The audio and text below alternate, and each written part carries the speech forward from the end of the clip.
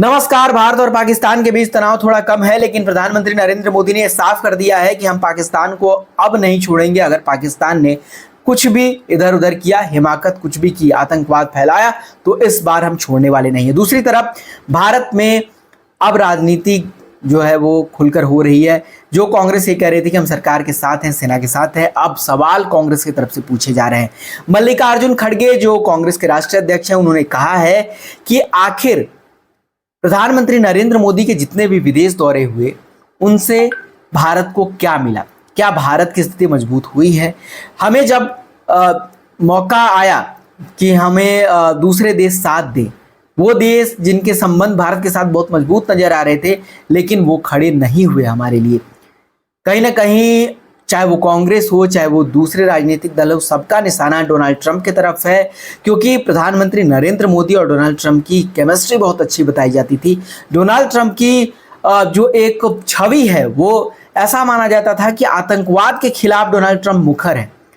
Biden की जो छवि थी वो उतनी मुखर नहीं थी पाकिस्तान के खिलाफ, लेकिन जब ट्रंप जीत कर आए थे तब ये माना गया था कि पाकिस्तान से भारत को डील करने में अब आसानी होगी, क्योंकि डोनाल्ड ट्रंप कहीं ना कहीं पाकिस्तान और आतंकवाद के खिलाफ है। उनकी नीति पाकिस्तान और आतंकवाद के खिलाफ है। लेकिन डोनाल्ड ट्रंप तो वो कहावत उन पे फिट होती है कि खोदा पहाड़ निकली चुहिया। डोनाल्ड ट्रंप तो ऐसा इस बार उन्होंने कर दिया कि अब कुछ कहने लायक भी नहीं है, क्योंकि कांग्रेस की जो ये बात है वो बिल्कुल कहीं ना कहीं उसमें दम भी है कि आखिर हमें विदेश दौरों से क्या मिला।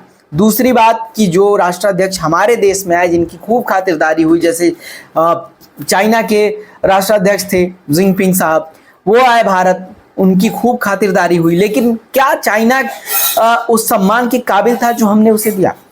कांग्रेस यही सवाल पूछ रही है और बीजेपी कहीं ना कहीं इस मुद्दे पर नरम रुख अपना रही है, क्योंकि इस मुद्दे पर कहीं ना कहीं बीजेपी बैकफुट पर भी है।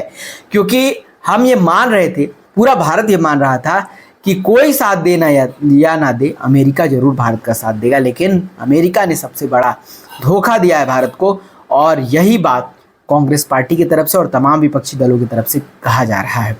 और लगातार प्रधानमंत्री नरेंद्र मोदी पर, बीजेपी पर निशाने भी साधे जा रहे हैं। फिलहाल इस वीडियो में इतना ही। देखते रहिए।